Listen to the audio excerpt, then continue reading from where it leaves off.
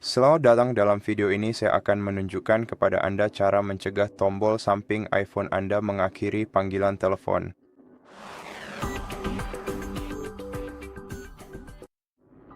Untuk mengaktifkan fitur ini, Anda harus membuka Pengaturan, lalu buka menu Aksesibilitas dan cari opsi Sentuh di bawah kategori Fisik dan Motorik.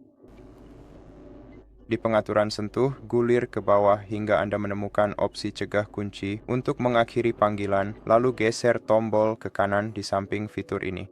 Dengan cara ini, Anda akan mencegah tombol samping mengakhiri panggilan yang sedang berlangsung. Sekian untuk video kali ini. Jika Anda suka, jangan lupa subscribe ke channel kami, berikan like dan komentar Anda di bawah ya. Sampai jumpa di video berikutnya.